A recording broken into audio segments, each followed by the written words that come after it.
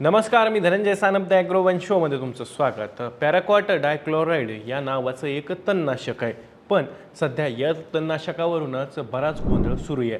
महाराष्ट्राच्या शेजारील तेलंगणा राज्य सरकारनं त्याच्या वापरावरती त्या राज्यामध्ये तात्पुरती बंदी घातली आहे. त्यासाठी कारण दिलं आहे शेतकऱ्यांचा या तणनाशकामुळे मृत्यू होत असल्याचं. तेलंगणाच्या आधी केरळनं त्यावरती बंदी घातली, त्यापाठोपाठ ओडिशा सरकारनंही शेतकऱ्यांच्या आरोग्यावरती परिणाम होत असल्याचं कारण देत पॅराक्वाट या तणनाशकावरती तात्पुरती बंदी घातली. आता हे राज्य तात्पुरती बंदी घालूनच थांबले नाहीत, तर केंद्र सरकारने सुद्धा देशभरात पॅराक्वाट या तणनाशकावरती बंदी घालण्याची मागणी आता या राज्यांनी केलेली आहे. आणि याच मागणीच्या पार्श्वभूमीवरती केंद्र सरकार पॅराक्वाट या तणनाशकावरती बंदी घालण्यासाठी हालचाली करत असल्याची बातमी आता समोर आली आहे. मग या तणनाशकाला विरोध का करण्यात येतोय, त्यासाठी कारण काय दिलं जात आहे? फक्त मानवी आरोग्यावरती होणारे परिणाम एवढंच कारण आहे का दुसरं काही कारण आहे? त्यासोबतच प्रकार नेमका काय आहे आणि या तणनाशकाने शेतकऱ्याच्या आरोग्यावरती काय काय परिणाम होऊ लागल्याचा दावा या राज्यातल्या सरकाराकडून केला जातोय. अभ्यास अहवाल नेमके काय सांगतायत, सगळं काही जाणून घेणार आहोत आजच्या द ॲग्रोवन शोमधून, त्यामुळे तुम्ही व्हिडिओ शेवटपर्यंत नक्की बघा. तर पॅराक्वाट डायक्लोराइड या तणनाशकावर केंद्र सरकार देशभरात बंदी घालण्याच्या तयारीत आहे. या रसायनामुळे विषबाधा, मूत्रपिंड निकामी होणं, फुफ्फुसांमध्ये फायब्रोसिस आणि पार्किन्सन्स यासारखे गंभीर आजार होण्याचा धोका असल्याचं तज्ज्ञ समितीच्या अहवालात समोर आलं आहे. डॉक्टर आणि कृषी शास्त्रज्ञांचा समावेश असलेल्या तज्ज्ञ समितीनं पॅराक्वाट डायक्लोराइडवर संपूर्ण बंदी घालण्याची एकमतानं केंद्र सरकारकडे शिफारस केली आहे. या समितीनं या रसायनाची विषारी क्षमता आणि सार्वजनिक आरोग्यावर होणारे परिणाम तपासल्यानंतर हा निष्कर्ष काढल्याची माहितीसुद्धा देण्यात आली आहे. त्यामुळं पॅराक्वाट या तणनाशकाच्या वापरावर लवकरच केंद्र सरकार बंदी घालण्याची चर्चा जोर धरू लागलेली आहे. पॅराक्वाटचा वापर देशात चहा, रबर, कॉफी, कापूस, भात, गहू, मका, बटाटा, द्राक्ष आणि सफरचंद या पिकांमध्ये मोठ्या प्रमाणात तणांच्या नियंत्रणासाठी केला जातो.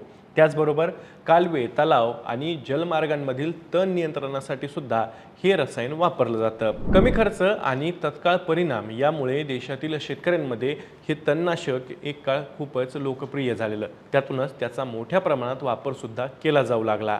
अर्थात हा वापर अतिरेक प्रमाणात सुद्धा करण्यात येऊ लागला. तसं पाहिलं तर पॅराक्वाटचा वापर प्रामुख्याने काही राज्यांपुरताच मर्यादित आहे. यामध्ये तेलंगणा, केरळ, आसाम, ओडिशा ही राज्ये येतात. आधी सांगितलेल्या पिकांचं उत्पादन या भागामध्ये मोठ्या प्रमाणात घेतलं जातं, त्यामुळे तिथे त्याचा वापर शेतकरी मोठ्या प्रमाणात करत असतात. पूर्वी महाराष्ट्रातही या तणनाशकाचा वापर केला जात होता.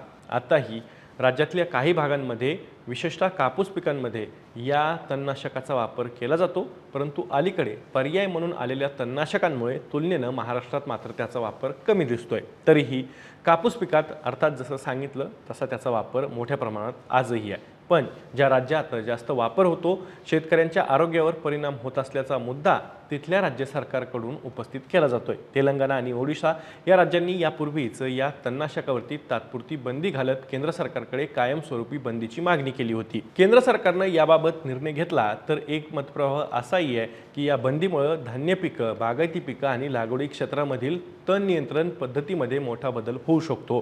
विशेषतः रासायनिक तण नियंत्रणावर अवलंबून असलेल्या शेतकऱ्यांचा उत्पादन खर्च सुद्धा या बंदीमुळे वाढू शकतो. तर राज्य सरकार मात्र यावर बंदीशिवाय पर्याय नसल्याचं सांगतायत. खरं म्हणजे यावर बंदी घालण्याचे अधिकार केंद्र सरकारकडे आहेत आणि त्यामुळेच काही राज्यांनी त्यावर तात्पुरत्या स्वरूपाची बंदी घातलेली आहे. आता केंद्र सरकारनं बंदी घातली तर देशातील 1500हून अधिक परवानाधारकांशी संबंधित मोठ्या कृषी रसायन बाजारावरती परिणाम होण्याची शक्यता सुद्धा उद्योग क्षेत्राकडून व्यक्त केली जाते. पण शेतकऱ्यांच्या आरोग्यावर होणाऱ्या परिणामांमुळे केंद्र सरकारवरती मात्र आता दबाव वाढू लागला आहे आणि त्यामुळेच केंद्र सरकारची ही भूमिका त्यांच्या पूर्वीच्या धोरणाच्या उलट असल्याचंही उद्योगाकडून सांगितलं जात आहे. डिसेंबर 2015मध्ये कृषी मंत्रालयाच्या नोंदणी समितीनं पॅराक्वाटच्या वापरासाठी काही अटींसह परवानगी दिलेली होती। त्यावेळी सुरक्षित पॅकिंग आणि सावधानतेची लेबलं, त्यासोबतच विषबाधेवरती उपचारासाठी वैद्यकीय प्रशिक्षण अशा उपाययोजना सुचवण्यात आलेल्या होत्या। हा निर्णय अनुपम वर्मा समितीच्या अहवालानंतर घेण्यात आला होता। या समितीनं इतर देशांमध्ये बंदी किंवा निर्बंध असलेल्या 66 कीटकनाशकांचा आढावा सुद्धा त्यावेळी घेतला होता।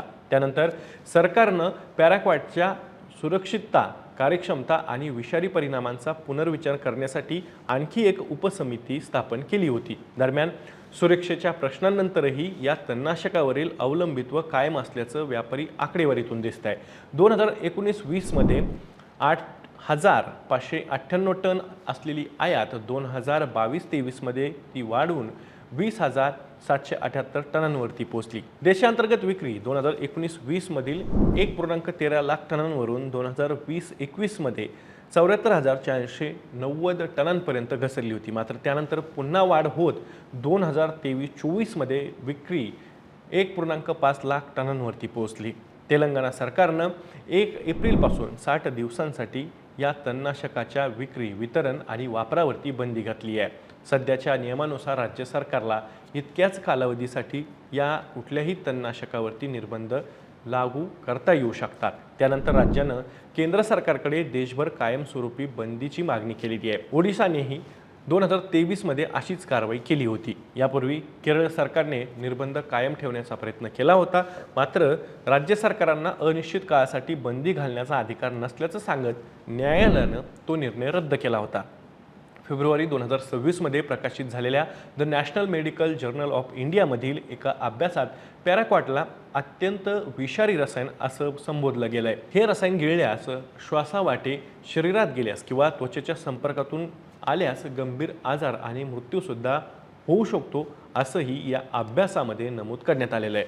आंध्र मेडिकल कॉलेज येथील संशोधक भारद्वाज साई, सत्यमूर्ती मल्ला आणि अनंत रुपेश कट्टामरेड्डी यांनी केलेल्या या अभ्यासानुसार भारतात पॅराक्वाटमुळे जाणून बुजून किंवा अपघातानं विषबाधा होऊन मोठ्या प्रमाणात मृत्यू होत आहेत। शेतकरी आत्महत्येसाठी सुद्धा याच तणनाशकाचा वापर करत असल्याचा मुद्दा मध्यंतरी तेलंगणा सरकारनं उपस्थित केलेला होता। याशिवाय यकृत आणि मूत्रपिंड निकामी होणं, फुफ्फुसांचं फायब्रोसिस आणि पार्किन्सनसारखे आजारही होत असल्याचं या संशोधनात नमूद करण्यात आलेलं आहे। मात्र कृषी शास्त्रज्ञ आणि अर्थतज्ञांनी या बंदीबाबत काहीशी चिंता व्यक्त केलेली आहे। त्यांच्या मते पॅराक्वाटला पर्याय म्हणून वापरली जाणारी तणनाशकं अधिक महाग असू शकतात। विशेषतः बागायती पिकं आणि मजुरांची कमतरता असलेल्या भागांमध्ये उत्पादन खर्च मोठ्या प्रमाणात वाढू शकतो, त्याचा शेतकऱ्यांना फटकाही बसू शकतो। याच अभ्यासात असंही नमूद करण्यात आलेलं आहे की पॅराक्वाटऐवजी इतर तणनाशकांचा वापर केल्यास खर्च 2 ते 10 पट सुद्धा वाढू शकतो,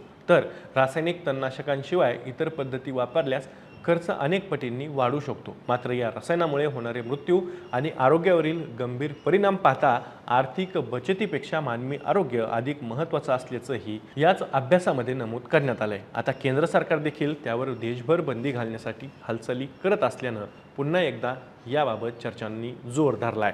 तुम्हाला या तणनाशकाच्या वापराबद्दल काय माहिती आहे? तुमचा अनुभव काय आहे का? या तणनाशकावरती बंदी घातल्यानं महाराष्ट्रातले जो काही वापर आहे त्याच्यावरती काही परिणाम होऊ शकतो का? तुमची प्रतिक्रिया कमेंटमध्ये नक्की सांगा। मी या माहितीसोबत तुर्तास इथेच थांबतोय। मी दररोज संध्याकाळी 6 वाजता ॲग्रोवनच्या यूट्यूब चॅनलवर शेती आणि शेतकऱ्यांच्या हिताचे मुद्दे घेऊन येत असतो। त्यामुळे तुम्ही अजूनही ॲग्रोवनच्या यूट्यूब चॅनलला सबस्क्राईब केलं नसेल तर लगेच सबस्क्राईब करा। व्हिडिओ जास्तीत जास्त शेतकऱ्यांपर्यंत पाठवण्यासाठी व्हिडिओला लाईक आणि शेअर नक्की करा। आपण पुन्हा भेटू, तोवर तुम्ही तुमची आणि तुमच्या जवळच्या माणसांची काळजी घ्या।